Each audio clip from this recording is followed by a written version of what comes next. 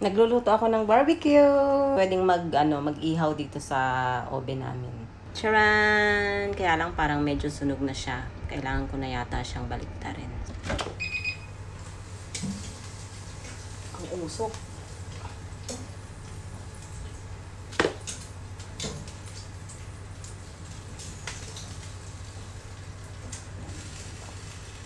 Init. Mukhang okay naman ang aking pag-iihaw. Ang ginagamit ko talaga ay, ang gagamitin ko sana ay ito. Ito oh. Yan sana ang gagamitin ko. Yan oh. Kaya lang sobrang usok. Kaya tinry ko na lang yung oven. First time kong ginamit yung oven ng ganyan kasi ginagamit ko lang yan for microwave. Kasi ano na siya. Parang pwede na siyang microwave, oven, pwedeng mag-grill. Kaya yun. Mukhang maganda naman ang kalalabasan ng aking mga pinagagawa. Yan ang ulam nila. For tonight mo yan, oh. Grill, large area. So, ni-number 3 ko siya. So, 21 minutes na siyang nakasalang dyan. Ito naman siguro yan hanggang mamaya. Iinit ko na lang. Kasi wala nang oras pag mamaya ko pa siya isasalang eh. Pag susundo ako mamaya. So, wala nang time. Kaya, sinalang ko na siya ngayon. Init ko na lang siya mamayang gabi. Pinakita ko lang yung first time kong paggamit ng oven. Mamaya ipapakita ko sa inyo kung anong kalalabasan. Parang ano na siya, sunog na. Stop ko na kaya.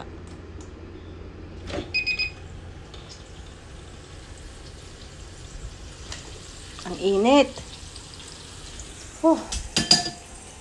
Ilaw pa. Ay, shit, ang init.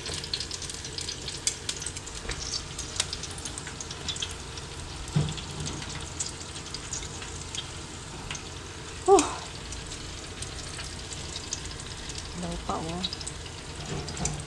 Init.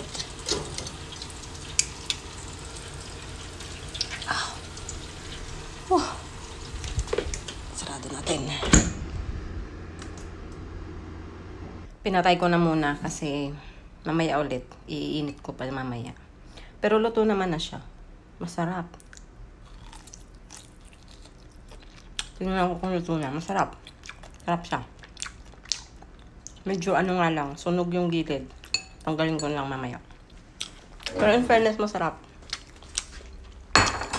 Pinatay ko muna kasi iinit ko siya mamaya para sakto. 10 minutes ko siyang iinit. Para sakto yung ano niya. Para mainit sa hapunan, di ba? Yun lang. Sarap. Lunch tayo.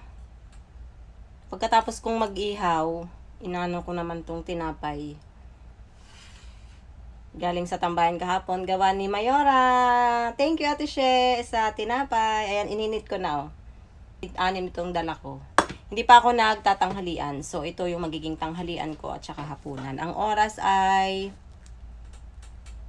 3:48 na ng hapon. Mamaya magsusundo na ako. Lunch muna. Hindi pa ako nagla-lunch eh.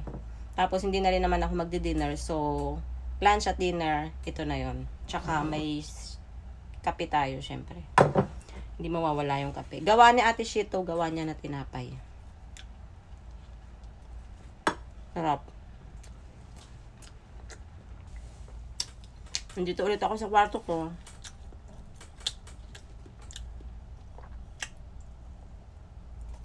Masarap siya pag mainit.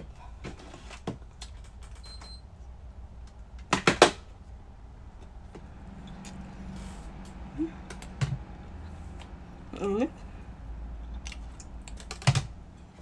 Sobrang init. Doon sa oven.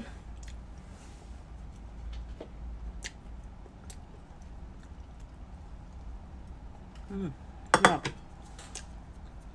Hindi kasi ako naghahapunan. Kaya, ang kain ko ng lunch ay late na. Para hindi ako magutom sa gabi. Ayun. Tapos, habang kumakain ako, siyempre, manonood muna ako. Ganun lang ang buhay ko dito. Basta wala yung alaga ko simula alauna. hanggang 4:30. Ganyan na ang buhay ko dito.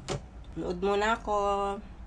Pagkatapos ko nga kumain ng merienda at saka hapunan na pinag-isa ko na, sinundo ko na nga rin yung alaga ko ay sa kanyang eskwelahan. At pag uwi namin, syempre oras na ng pagluluto. At dahil nga nailuto ko na yung aking inihaw, yung aking barbecue, kaya kailangan ko na lang siyang iinit. Pero instead na iinit ko siya sa oven ulit, ay nilagay ko na lang siya sa kawali at prinay ko lang siya ng kaunti. Make hot lang. Ayan na nga ang kinalabasan. At in fairness naman, masarap siya at nagustuhan naman nila.